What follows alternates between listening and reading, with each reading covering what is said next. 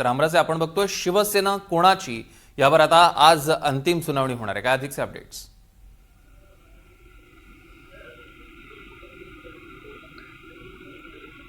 आजच्या दिवशी पण कपिल सिब्बल यांचाच युक्तिवाद असणार आहे सुरुवातीला, आणि त्यानंतर कदाचित एकनाथ शिंदे यांच्या वकिलाचा युक्तिवाद सुरू होईल।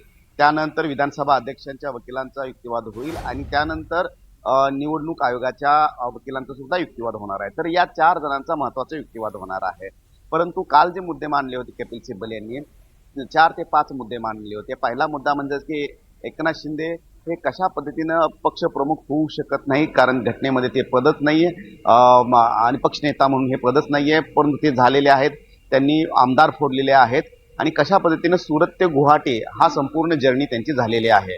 तर हा पहिला मुद्दा मांडलेला आहे। दुसरा मुद्दा जो सांगण्यात आलेला आहे, या संपूर्ण जर्नीमध्ये भाजपने मदत केली होती, हा दुसरा मुद्दा सांगितलेला आहे।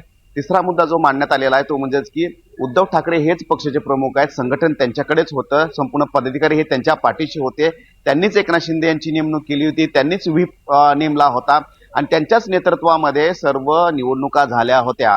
मग अशा वेळी उद्धव ठाकरे हे प्रमुख असायला हवेत, एकनाथ शिंदे अचानक कसं काय प्रमुख होऊ शकतात, हा तिसरा मुद्दा मांडण्यात आला होता।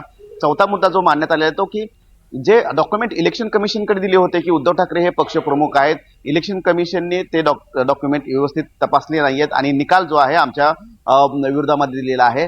पाचवा जो मुद्दा मांडण्यात आला होता तो म्हणजेच की विधानसभा अध्यक्षांवर आक्षेप घेण्यात आला होता की विधानसभा अध्यक्षांची ही पहिली जबाबदारी होती की अपात्र आमदारावर कारवाई करावी, मात्र विधानसभा अध्यक्षांनी तसं केलं नाही।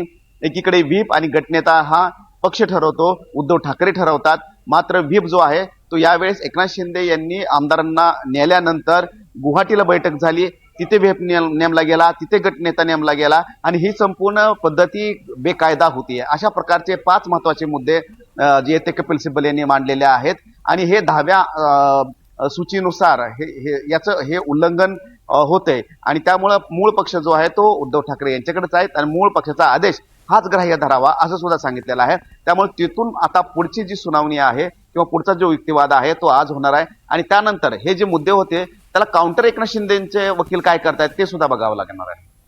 निश्चितच रामराजे या संदर्भातले अधिकचे अपडेट्स आम्ही तुमच्याकडनं घेणार आहोत। तुर्तास धन्यवाद।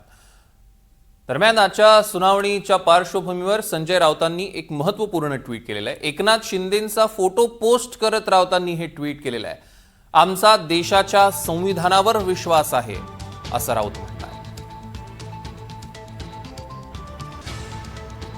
तर राऊतांनी आज एक पोस्ट केलेली आहे, एकनाथ शिंदेंचा हा फोटो पोस्ट केलेला आहे आणि त्यासोबत हे ट्विट, आमचा देशाच्या संविधानावर विश्वास आहे, यांचा कायदेशीर मार्गाने यांचा खेळ आटोपतोय असं देखील संजय राऊतांनी पुढे केलं।